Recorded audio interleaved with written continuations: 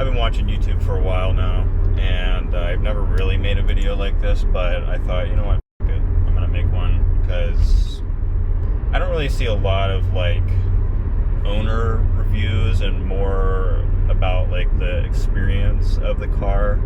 I've only had this car for about a month now, July 1st, actually, and it's August 5th. Or no, I'm sorry, it's August 6th. But I drive this almost 200 miles a day for my job. So I've been driving this car a hell of a lot. I got it at 30,000 miles. It's already got almost 38,000, and that's within a month. So I've definitely driven this a fair share. Just this week, actually. So I can have my trip odometer on here. I have long term and short term, and for my long term, I set it for a week. My short term I do for the day. So my long term this week is 572 miles as of right now, which will go up today, probably to almost 800 miles. I've driven almost 19 hours this week. The week after I got it, I drove it 1,500 miles just in that 1 week. That's because I made a trip down to Virginia. I'm from like the PA area, and people from Europe, that's Pennsylvania in the US. Getting a car like this in an area like this is very much like Germany. So this car is just incredibly comfortable for the way that this thing can perform. Like, you wouldn't, if you weren't a car person and you didn't have a clue what an S5 was, which a lot of people that get in this car don't have a clue what this car is capable of until I show them. You wouldn't think anything of it. You would just think, oh, it's just an Audi, that is like a newer Audi that looks nice. Like, people around you, they just don't really notice unless you're like, accelerating hard as shit. And I've had so many people on the road who see that S5 badge, and they try to like keep up with this thing, and I'm like, all right, well, okay, we're gonna see what, if you can keep up. They don't. If I'm being honest, they don't. Unless it's like a Vet or like a Camaro SS or whatever, something that's rear wheel drive with a V8, and it's, obviously making more power than this. I'm not going to touch it. I'm not even going to try, because I know that I know the limit of this thing. I know that it's not going to pull on a car like that. But when it comes to like, daily commuting and most cars on the road, most things are not going to touch this thing. And that's what I love about it, is it just has that dual personality to it. So you have the A5, the S5, the RS5, and the S5 is kind of the best of both worlds. Like the A5, you get obviously the luxury and the nice look of the B9 and I guess the A4 and the A5, they're both B9, but with the S5, you get the best of both worlds. You get the performance when you need it, like right now.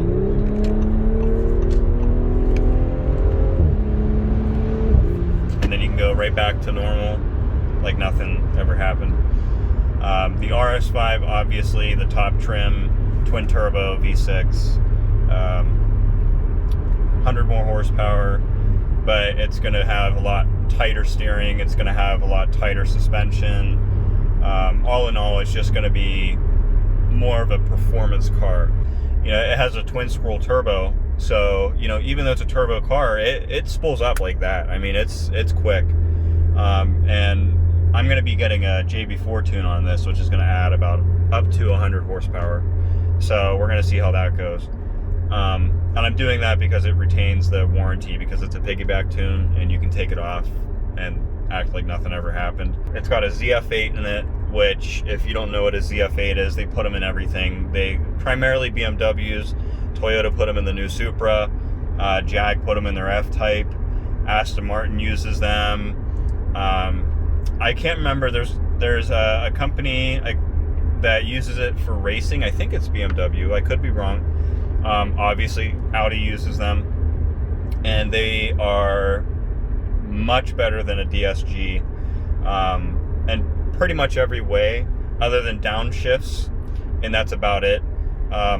This thing shifts really fast for an automatic. Like, I'll put it in sport mode. I don't know if you can hear it or not. This is downshifting, but it's pretty quick. And then you go to accelerate. So it's really quick for an auto.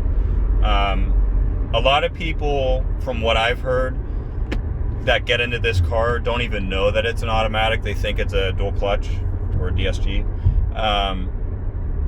But no, it's torque converter automatic, which is pretty fucking incredible. And the ZF8 is just an amazing transmission for those of you who know about the ZF8. But it's a bulletproof transmission, dead reliable, shifts fast. It's actually 6% better on fuel economy. I stole that from Engineering Explained. If you want to learn more about this transmission, go watch this video because it's really informative. Obviously, there's the maintenance you got to worry about. I did a lot of research on it. Audi's Quattro system is like one of the best in the business.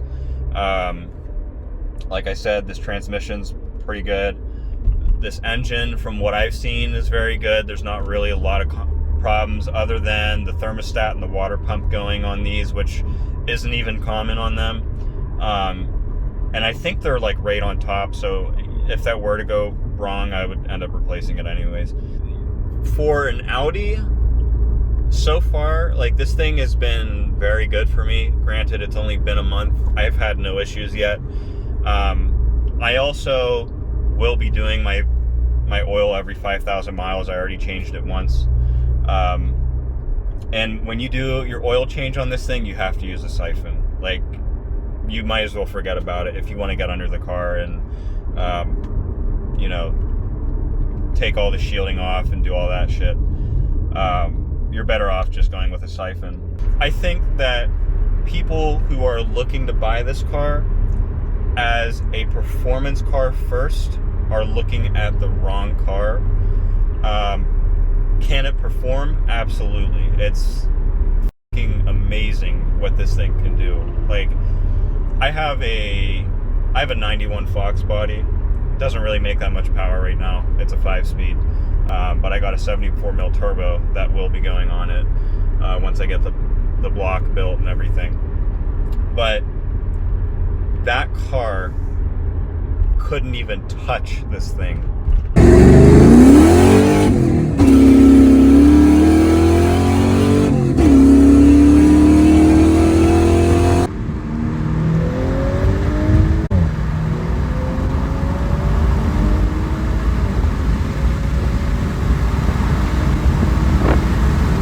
And yet, I drive that around and it's loud as shit. It's cammed. It's got long tubes and it has bullets on it and everything.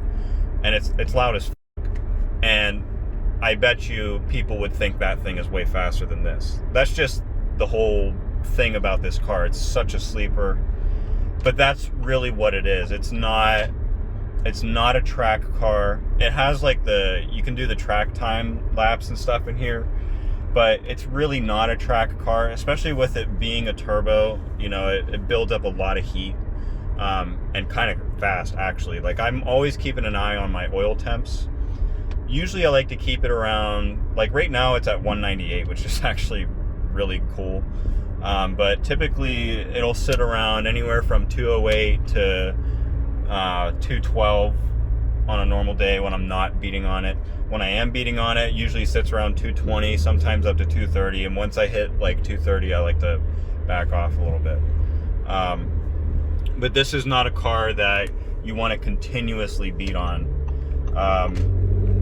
This is a car that is a daily driver that just happens to be really fucking fast for a daily driver.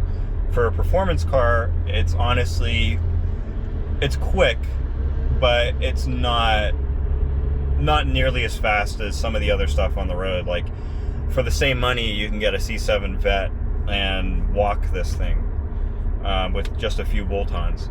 But that's not what this is about. This is about the luxury with the speed, and it has everything all in one. It's a just all in one package. And Audi, however you say it, they do a great job at making this car just feel like a car that you want to be in all the time. So the reason why I drive almost 200 miles a day, for my job, I drive a lot. I'm basically a sales rep. And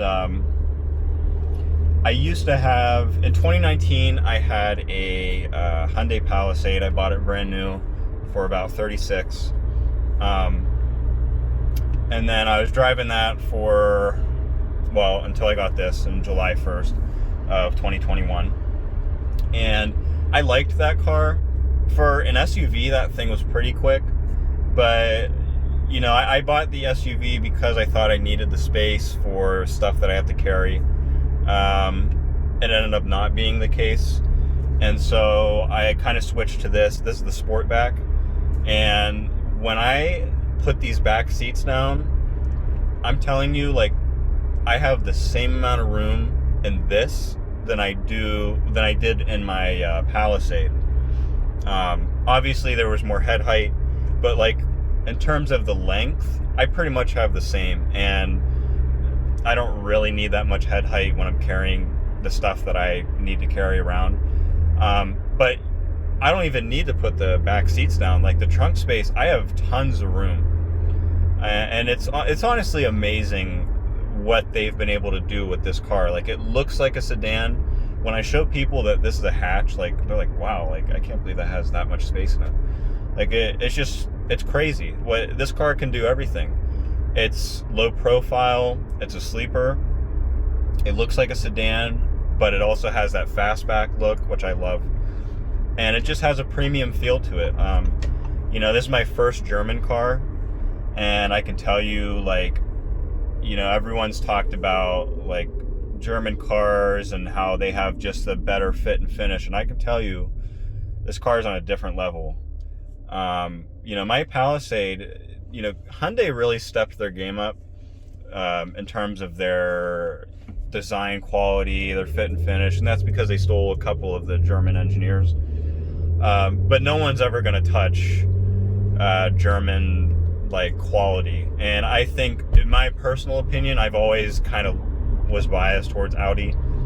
I think that they're the best when it comes to, like, the entry-level luxury brands. And what I mean by that is, like, you know, you have Audi, BMW, Mercedes, and then you got the, you know, the step above, which is like Aston Martin and all that shit. But for, like, a car that is like one that you see a lot on the street, like, I do see a lot of Audis around here, a lot of Volkswagen cars in general. There's a reason for that. I mean, people love the quality, they love the feel. Everything about these cars is just on a different level. They don't really sacrifice that much, depending on what you get. And, like, the S5, you know, they really, like, make you feel like you have a car that is worth the money, even though the depreciation value on some of these are insane. But I don't really care about that. I bought this with the intention of running it into the ground. I got a hell of a deal. So when I bought my Palisade, I got it for $36. And long story short, I'm always looking at cars. I did an instant value on Kelley Blue Book, which I know, like, some people will say, oh, Kelley Blue Book's not really accurate, and whatever, it gives you an idea of what the value is of a car. Performance cars are a little bit different, but for, like, a regular commuter car, it's pretty accurate. But I did an instant cash value, and one thing I didn't know is that Kelley Blue Book actually sends your information out to all the local dealers. Well, there was a dealer in Ohio that, you know, and this is in the midst of the whole car market like craze, all the, the chip shortage and all that shit going on. So the used market is insane right now. So anyways, they actually contacted me about buying my Palisade off of me, which I was really surprised by. I know that Palisades were kind of hot on the market for a little bit. Hey, there's another B9. They're pretty hot on the market right now. People really want them, I guess, because everyone wants a fucking SUV for their family. I don't have a family, so I don't really need that much space. And so I was kind of in a good position. I had 35,000 miles on it. It was an SEL, which is the one above the base model. And it was in really good condition. I'm really picky about cars. I do all my own maintenance, even though I may not look like it. I built my Fox body, so I am somewhat knowledgeable on cars. So I bought it, like I said, 36 in 2019. And long story short, they offered me $40,000 for it. And this S5 was $41,000, and it happened to be packaged exactly how I wanted it. It's black with the gray diamond stitch seats, and it has the chrome mirror caps, and it's just like very understated, and it's also got the carbon trim. So it's just a very nice looking car, and it also has the Alcantara on the side. But it's basically exactly what I wanted for, an S5. The other ones were all more expensive, and I couldn't believe that this one was 41 at 30,000 miles, because a dealer in Pittsburgh had one going for like 48 grand, and they had like 40,000 miles. So I in my opinion, I think that it just was the right place at the right time. Everything just worked out really well. If you're thinking about getting one of these and you can afford it, do it. Like, you're not going to regret it, I promise. Because every day I drive this thing, I love it. Like, when I was driving my Palisade, I liked it at first, and I quickly got bored of it. I liked having an SUV, it was nice. But I'm a car guy. I like sitting in a lower car. I like having that sportier feel to it. But I also really appreciate a comfortable, luxurious ride. I don't want something that's loud as hell. I already have that with my Fox body. In terms of a daily, I don't want a loud daily. Because my friends have been saying, oh, you need to put a catless downpipe on it or whatever. I'm not going to do shit to it when it comes to the exhaust. If I were to get another daily, okay, then I would. But as long as this is my daily, which will be for until it explodes, it's gonna stay pretty much stock, other than the JB4 tune. You can tell it's so new. I don't even have my window tint yet, but it's just, this car is just amazing in every way when it comes to a daily commuter car. And for someone like me who drives as much as I do, I really appreciate what Audi has done with this thing. I mean, it's just, like, I keep saying it because I tend to ramble. But it's true. I mean, this thing is awesome. So if you're looking to get it, do it if you can afford it. I feel fortunate that I can afford a car like this and be able to still do other things in my life. And I still gotta make some sacrifices. Like, I still gotta budget myself a little bit, and that just comes with the territory of buying a car like this. But, someone like in my position where I'm driving so much, I want to drive something I enjoy every day. And, if not for my job itself getting me out the door, if anything, having a car like this and being able to drive a car like this is going to get me out the door. And I can tell you, if you're anything like me, you're the same way. You're gonna just want to go drive it, and like people are gonna say, "Oh, well, you just bought this expensive ass car, and now putting all these miles on it, and it's gonna depreciate all." I don't give a like. I really don't. Cars are meant to be enjoyed and driven, and I personally hate garage queens. Like, I get it. If you got a really rare car, I get that. A car like this, though, if you're someone who, is buying a car like this as their daily and doesn't have like another car as a daily and this is like a weekend car or something, like, and if you're trying to be like real cautious about how much you're driving it, and in my opinion, I don't think you're buying it for the right reason. If you're like a younger guy like me and you can afford it, obviously people are going to tell you, oh, it's a stupid financial decision, and they're right. It is a fucking stupid financial decision. But at the same time, like I said, you only live once. You're only young once. While I'm young and I can afford it, fuck it, I'm going to do it. But I think I'm going to end it here because you get the point. This thing is awesome. It's a car you should buy. I don't know why you haven't bought it yet. Why the fuck haven't you bought it yet? Go get it. Okay, bye.